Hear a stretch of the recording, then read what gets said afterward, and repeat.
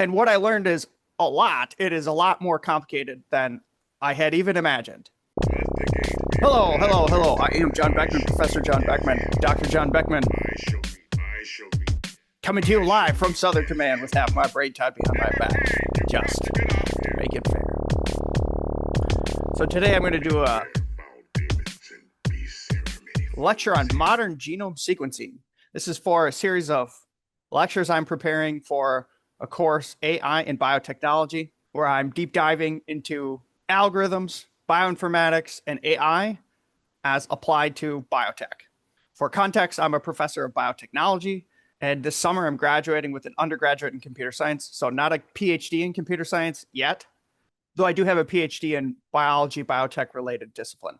And my goal is to, one, I'd like to understand more of the algorithms, how they function, what they're doing, and my goal is to figure out how to plug those algorithms better into biotechnology. How can we, as the biology scientists, get more out of the AI and the computer science aspects that are being developed? That's my goal. And so in order for me to deep dive into some of those algorithms, I had to first deep dive into how modern genomes are sequenced.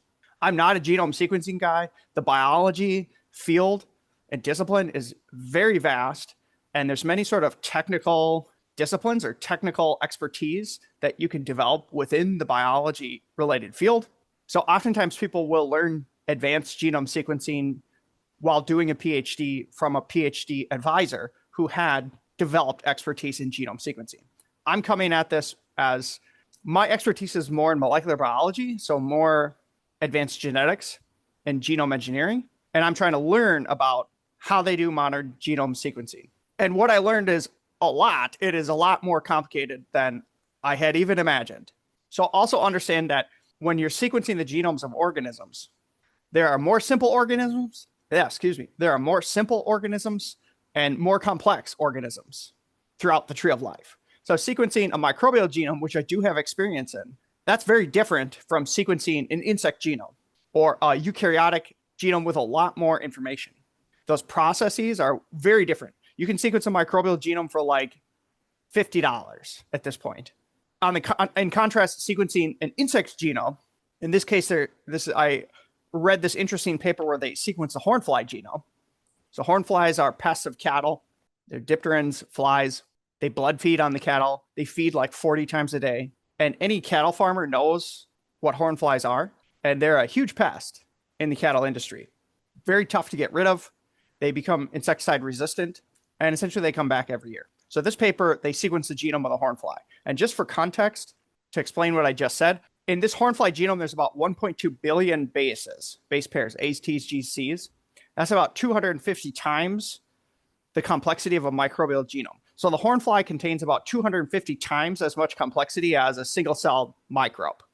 That's why sequencing a microbe is maybe like $50, $100. In contrast, sequencing an insect is still a big endeavor. And if you look at the authors on this paper, there's about 9 authors on this paper. So this is a team effort sequencing this genome.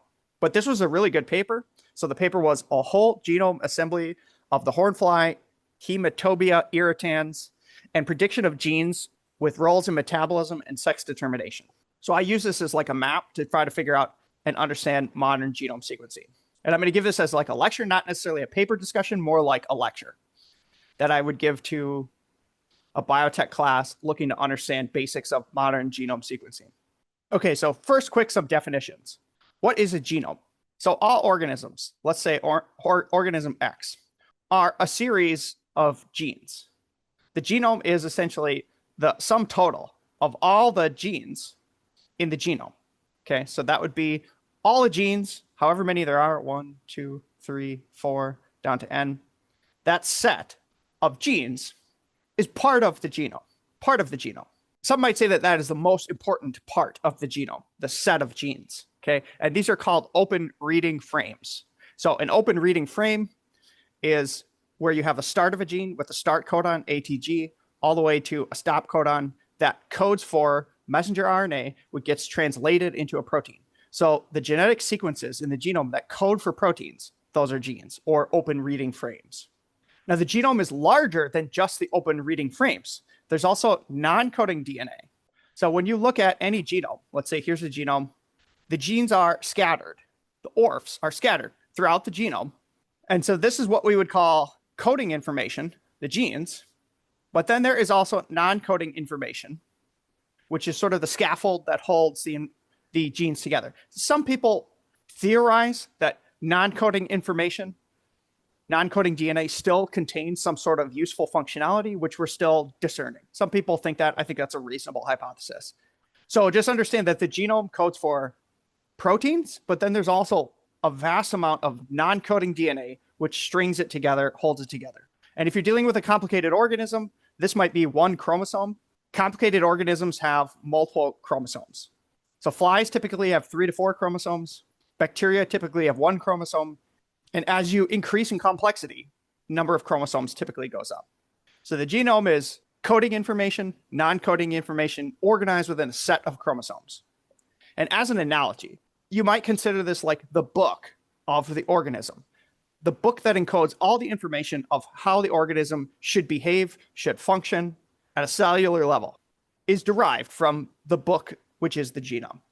Also understand that DNA is 2 molecules that are held together, 2 polymers, a forward and a reverse strand. So not only is it a book, but every page of the book has sequence going in one direction and sequence going in the other direction. So you can read the book this way and this way, left and right. Okay. So this is what we mean by when we say dsDNA, which is double-stranded DNA. DNA is double-stranded. One strand goes this way, the other strand goes the other way, and they hybridize together, like a left and a right hand, like that.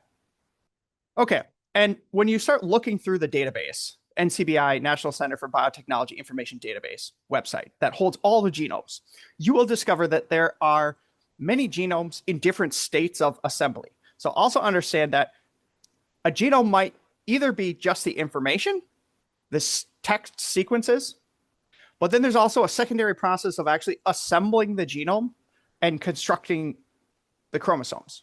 So when you sequence genomes, you start with a bunch of scattered reads, and computer systems and algorithms have to assemble them into the book. And that would construct a fully assembled genome. But when you look through the database, not every genome is fully assembled because assembly takes a lot of work, as you will find in this paper. So it's more easy to get all the sequence and the text for a genome. It's much harder and a longer process to perfectly assemble the genome into the book, have the pages in the right order, and have it read from left to right and completely make sense. That's a lot harder.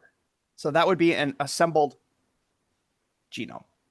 And the process of assembling a genome is like deciphering an ancient manuscript, where we kind of have some understanding of the words. We have some understanding nowadays of the code and how the code functions. And so we can develop computer algorithms that search through the text files to find these words.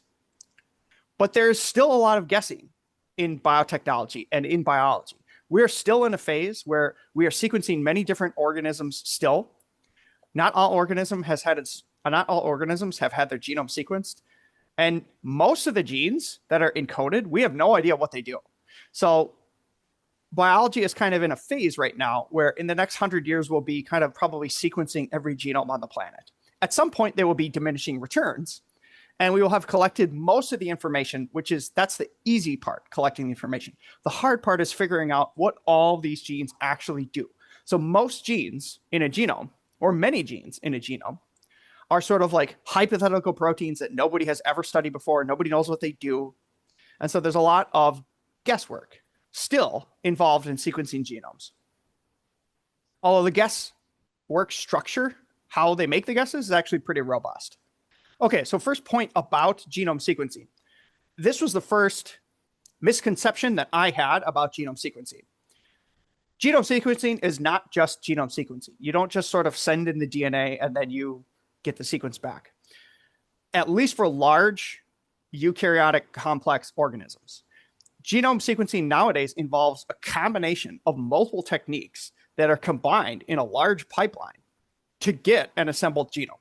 So you're often not sequencing one genome. In fact, you're often sequencing the same genome multiple times with different methodologies combining those methodologies. And then oftentimes you're doing an RNA sequencing reaction, which is sequencing the messenger RNA to figure out what the ORFs are. And then you're cross-comparing all these data sets with bioinformatic and AI algorithms that can help assemble the genome. So genome sequencing is not just genome sequencing. It's now a complex pipeline that costs lots of money, although it's getting cheaper, and lots of effort, human labor, to assemble a robust genome. Okay, so now I'm going to walk through the process of how genomes are sequenced. The first step is the DNA preparation. So all organisms are made of about 4 types of molecules, which I discussed in my biotech class. So there's nucleic acids, proteins, carbs or sugars, and lipids. And information of organisms is encoded in only one of these types of molecules, nucleic acids. Okay. So the first step of sequencing a genome is you have an organism. You have to take the organism, destroy all the cells, and you need to get rid of all the proteins, all the carbs, all the lipids, and you need to purify the nucleic acids. Now, to make that a little bit more complex, there are 2 types of nucleic acids. There is DNA and RNA. And actually, both of these are actually utilized, as I will discuss, in assembling a robust genome. But the DNA is what holds the book, the information, the text that dictates all the physiology, all the behavior, all the phenotypes at a cellular level of every organism. That's the DNA. So understand DNA extraction. That's the first process. Pulling out the DNA out of all the cells, getting rid of all the other crap. That's called DNA extraction or genomic extraction. And there's lots of different methods to do genomic extraction. This is why you have to take organic chemistry if you go the biology route, is because DNA extraction involves organic chemistry. So it's utilizing the properties of the nucleic acids to purify those out. And depending on what you're trying to do or what technique you're funneling your prep into, there are different methods. So there are methods of DNA extraction that are good at purifying long strands of DNA, and there are different methodologies that are good at purifying short, truncated, fragmented reads of DNA or sequences of DNA. So understand that whenever you sequence a genome, you're going to have to look at the methods that you're using, and you're going to have to figure out what is the best DNA extraction to produce the best high quality DNA to send into as input into this sequencing pipeline. That's the first variable that you need to figure out. Then you go into what's called library preparation.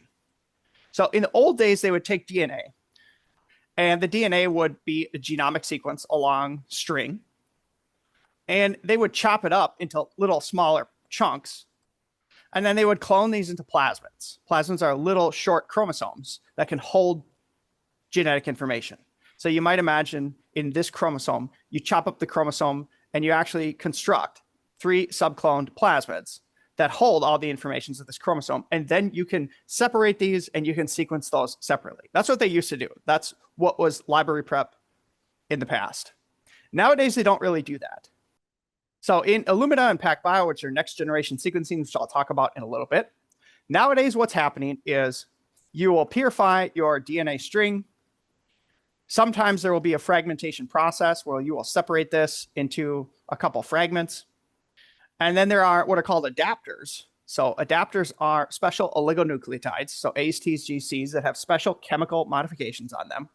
And they will add adapters through chemistry to these chunks of DNA.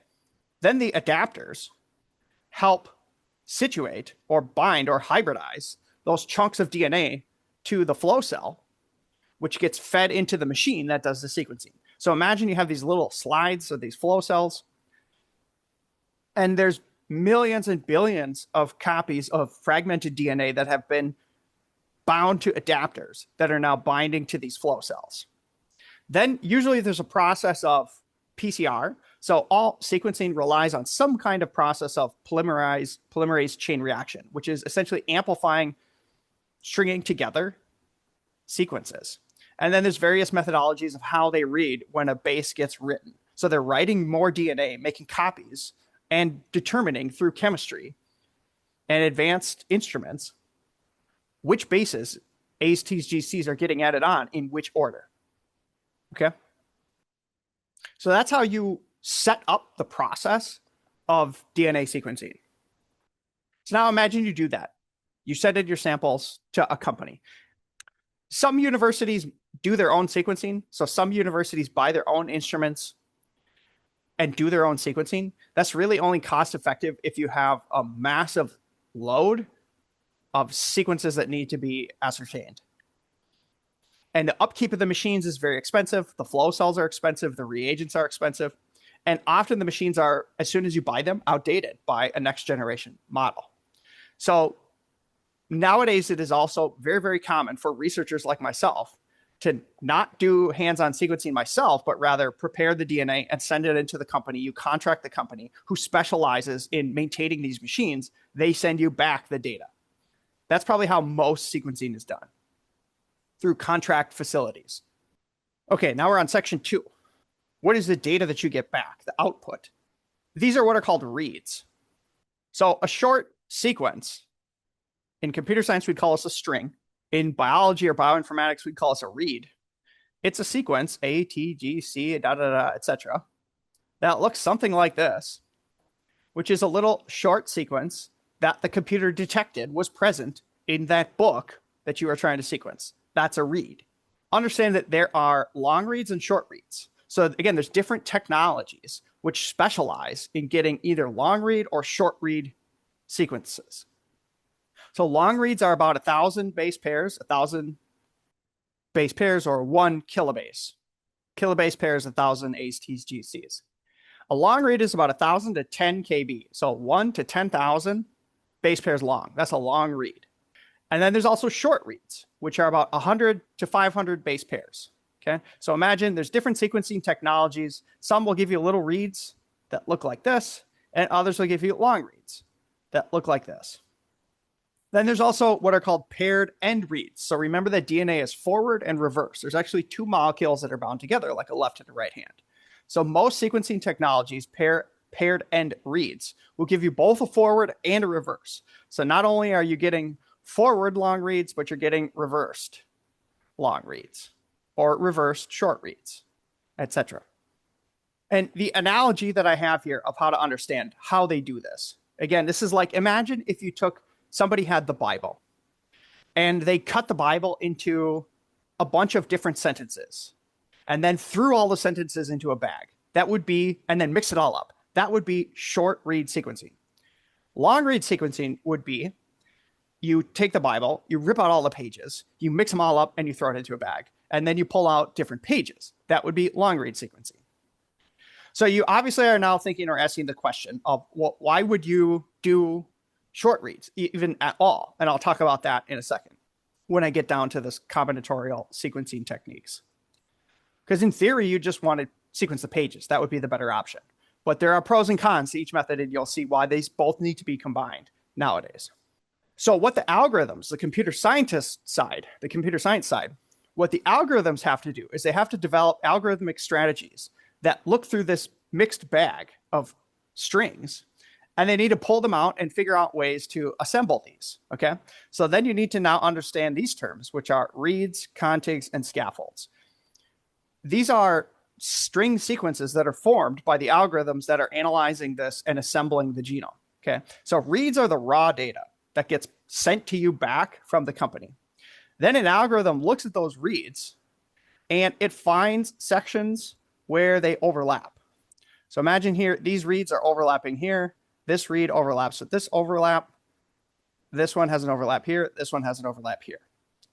And then what the algorithm needs to do is the algorithm needs to, one, decide what is the threshold cutoff for which I will consider an overlap. So that is kind of like a parameter input. You don't want to put an overlap size of 2 or 1 or 3 or 4 because that's sort of just random noise that you're not actually detecting an overlap. So a parameter setting is how long are the overlaps you're going to look for in the algorithm that's sorting through this mixed bag. And once you set that parameter, then it will start to assemble a contig, okay? So the next sort of level of assembly is a contig. It'll assemble a contig from these shorter reads. by looking for those overlaps, piecing them together, taking out redundant sequences, assembling the contig. And then it will form scaffolds by looking for overlaps of the contigs. And so usually when you search through the database, you're typically accessing scaffolds, which is sort of like the final state. Not the final state, I should say. It's a almost final state of genome assembly, is having these scaffolds, which are long strings, which then can be compiled into a final assembled genome if you can find the gaps between the scaffolds. One reason that it's hard to assemble a full genome from scaffolds is because there are long repetitive regions of DNA, and there's only 4 bases.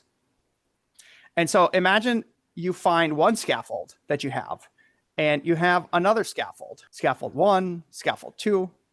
Oftentimes there is missing information between these scaffolds, and so you don't always know how to put the scaffolds together because they don't always overlap.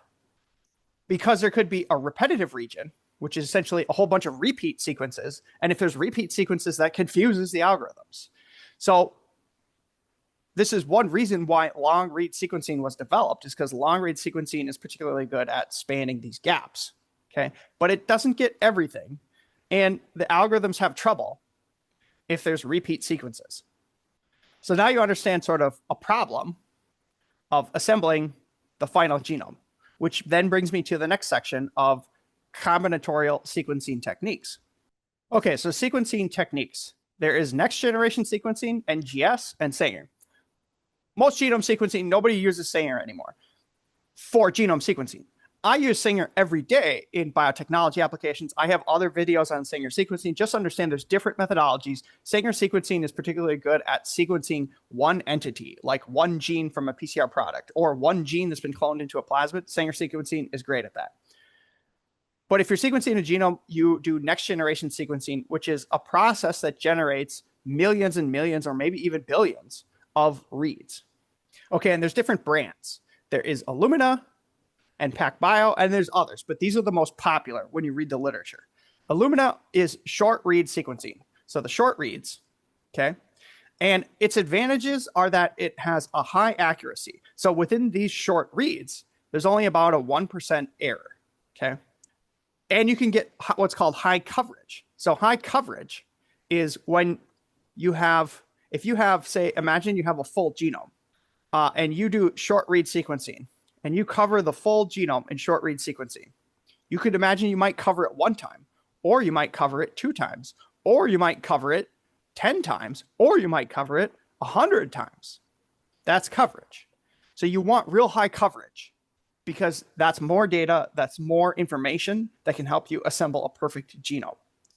And so Illumina is good at high coverage with a low error rate, 1% error rate, but it has short reads. So again, it's harder to assemble into contigs and scaffolds and chromosomes because it's short read. In contrast, PacBio, which is a different brand, that is a long read sequencing. And the disadvantage of PacBio is that it's a lower accuracy. So you might get a longer read, but the literature says that in these reads, there's a 15% error rate in that sequence. So 15% of the bases are incorrect, even though you have this long read. So again, PacBio is quite good at sort of pulling out pages, seeing the broad structure of the page, but getting every word right. PacBio is not good at that. So you can now start to understand why you need 2 of these things together to assemble a perfect genome. And then there is what is called RNA-seq. So imagine you have a genome, which has a certain number of genes on these chromosomes. Messenger RNA, which is the other type of nucleic acid, is produced, transcribed from these genes. So messenger RNA, here's these green squiggles. And messenger RNA is a separate type of nucleic acid that can be sequenced. And so RNA-seq is where you subtract the DNA, you collect just the RNA, and then you sequence the messenger RNAs. Okay? And what this is particularly good at is you're only sequencing what's called the coding information.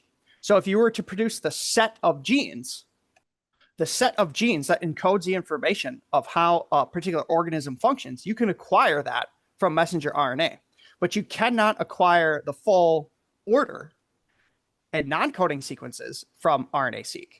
So RNA-seq is like the third sort of methodology that you can cross-reference against, and it's particularly good at giving you the words or the sentences that have meaning in the overall book of the organism. So now you understand that there are these three sort of methodologies that get combined together in modern genome sequencing. And I'll talk about how they get combined in a second. But now we are on section 3, which is broad process of how the assembly algorithm runs. So this is at the highest level. And I will dig down into the lower level when I start reading the algorithm papers, which I have. But this is sort of preliminary lecture so that you have the information to understand what's happening at the lower level. You need to understand the top level before you can understand the lower level. Okay, so the genome assembly algorithm is essentially this. First, you run a quality assessment on your sequencing output reads. So you get this data back, and the first question is the data good? Okay, and so there are many programs that will run sort of quality assessment checks on your reads to determine, was the sequencing reaction good or bad? You obviously don't want to try to assemble a genome from crappy reads. So you want to first check, was it good? And there's a long process of that and many different algorithms that run through that to check quality. Then there's what's called trimming. So for all these reads, whether it's long read or short read, not all parts of that data are good data.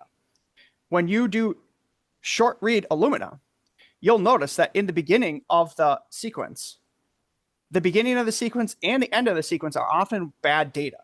You'll have lots of, it's guesswork. It doesn't understand what the base is. And so you'll get sort of ATGC predictions that kind of look like this. And then it will steady off into a section of good data in the middle of the read. And then at the end of the read, it'll get bad again, where the signal gets low and it can't tell, is it ATG or C?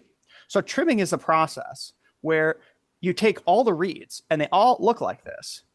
And trimming algorithms, or you set where to trim as a parameter. Let's say you have crappy data for the first 20 base pairs and bad data for the last 10 base pairs. Then you set the trimming algorithm as a parameter to chop off the bad parts of the data. So the algorithm will chop off this and chop off this and then submit the trimmed perfect read for further assembly.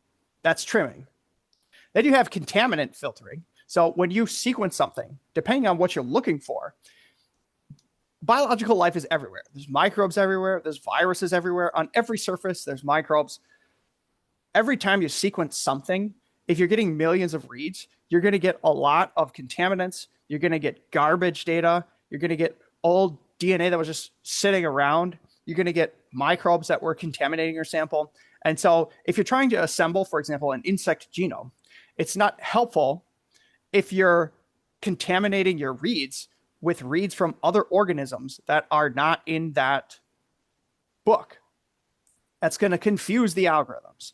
So you need to filter out the contaminants. And the way that they probably do that is they take the sequences, they'll run some kind of a blast, which is an alignment comparison against the database.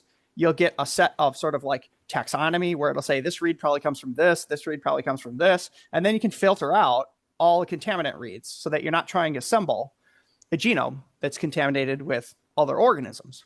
For error correction, so if you have high coverage, it can compare reads and it can give you some state of error correction with statistical probability. And then 5, where it starts to get really interesting is, and that's what they did in this paper, where they really are now cross-referencing these 3 separate sequencing technologies to perfect the reads. And so you can imagine what happens here is you first collect PacBio pages, long reads, okay? And then you have a set of short reads which match the sequences or the sentences on the page.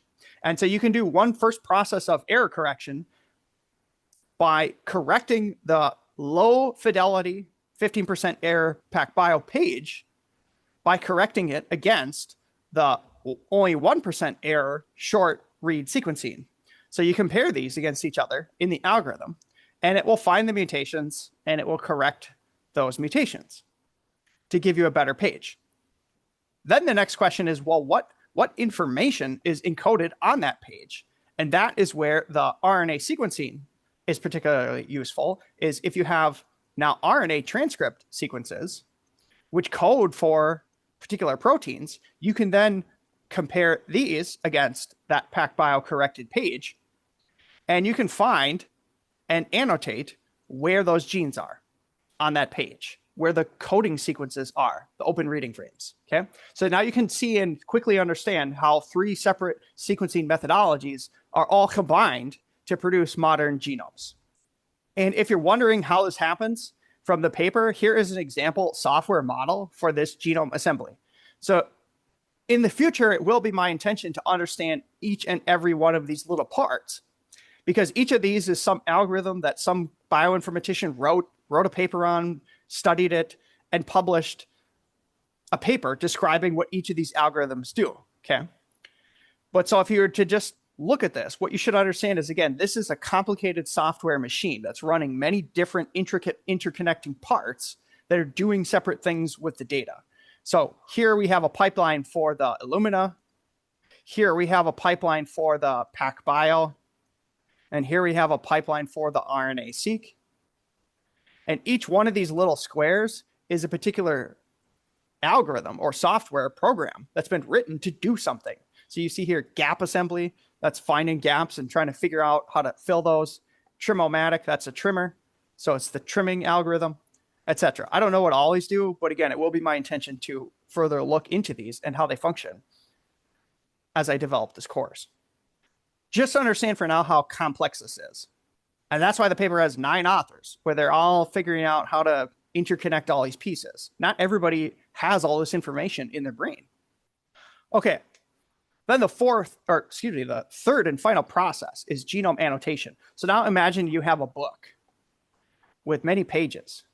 And then the next question is like, well, how do you read the book? Okay, that's what then needs to be addressed next. So there's algorithmic annotation. So imagine you have some sequence of DNA. An algorithm can iterate over these sequences, or this would be a sliding window algorithm. So you have some window of string sequence that the algorithm is studying or looking at, and it's scanning across, it's iterating over the sequence. And what it can do is it can find ATGs, which are start codons. These are methionine. They code for methionine. That's a potential start codon for an open reading frame.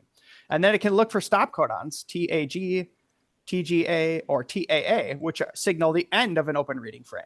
Okay. And so the annotator can use a sliding window to scan the sequence, and it can mark where there might be potential open reading frames. And it will have some threshold cutoff where if you have a start codon and in between to a stop codon, let's say it codes for 100 amino acids, that might be your threshold cutoff.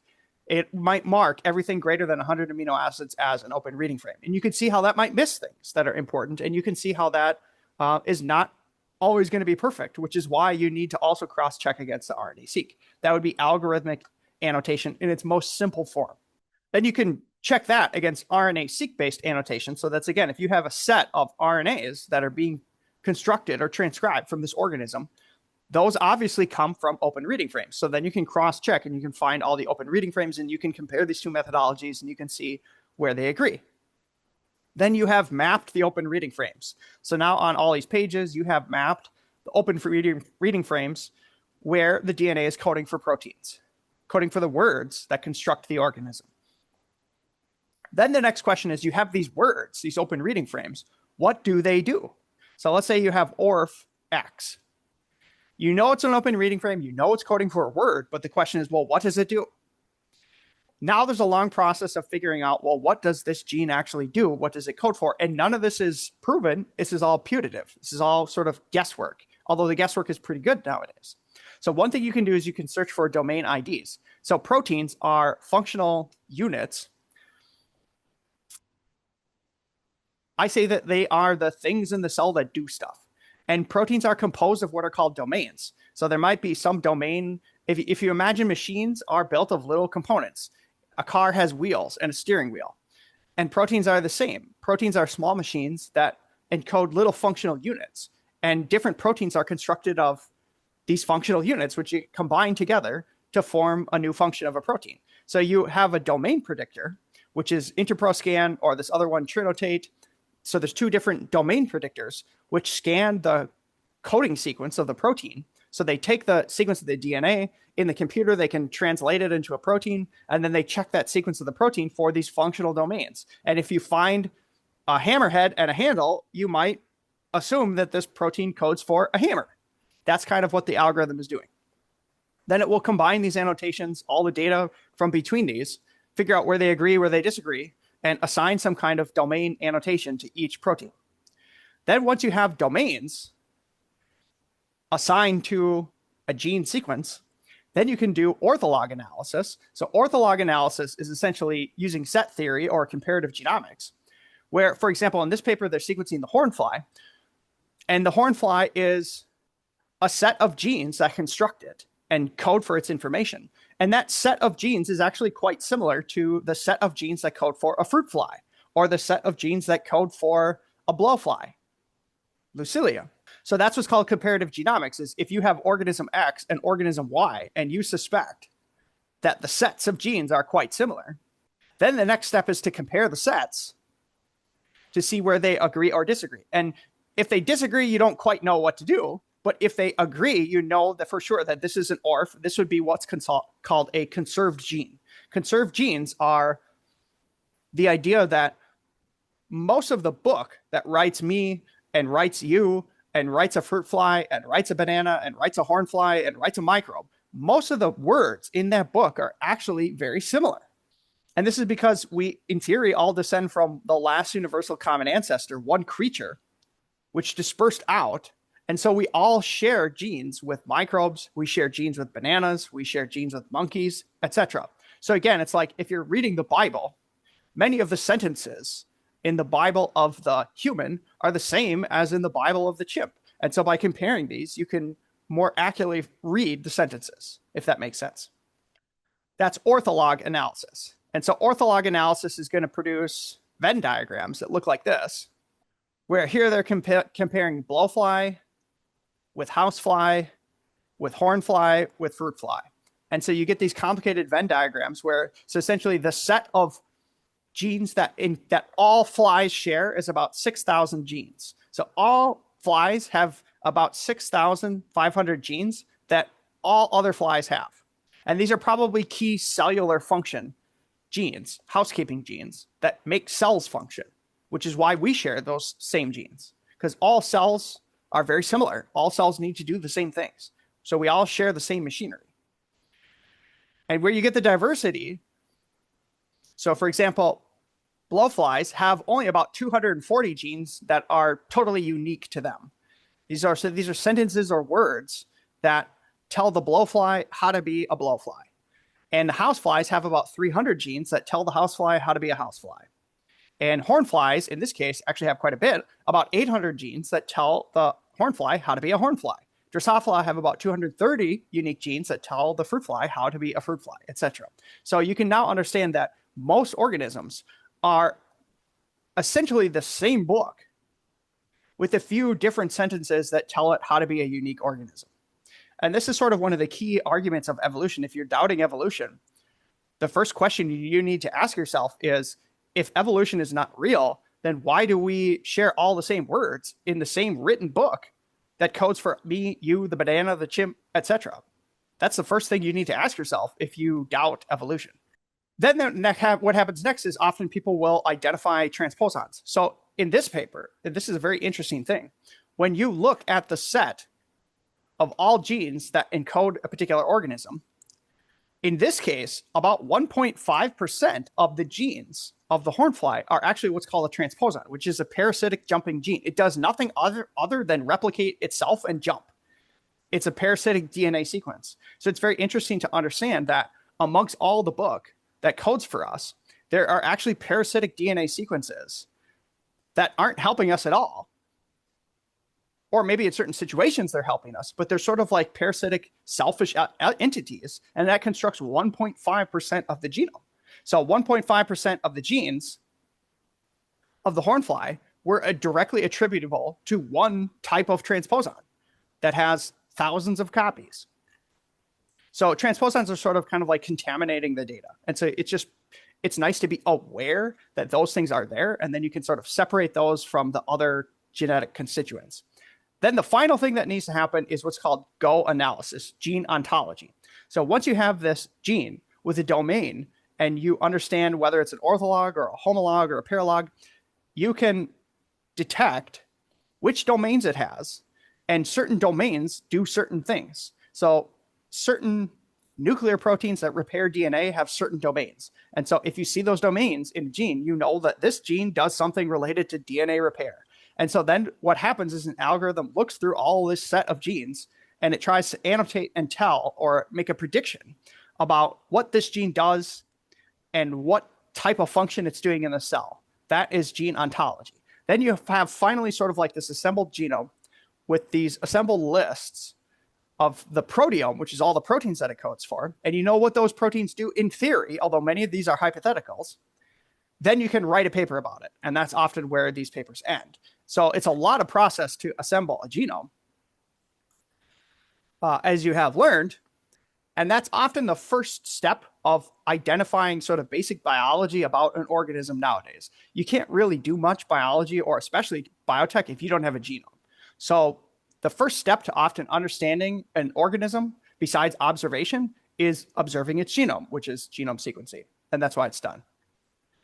And then finally, I'll just end with here are some example statistics about what you can publish and what you can learn about genomes. So for example, often you will find in these papers the number of contigs, the number of scaffolds, percent ATGC content.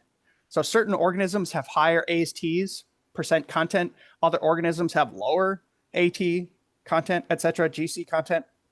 And so you can publish these sort of statistics. And then people will compare these statistics of these different genomes to ascertain which method is the best at doing certain things in assembly. All right, and with that, I will end the lecture. Have a good day. Let the gate be opened to die. I shall meet death head on. I shall meet death head on.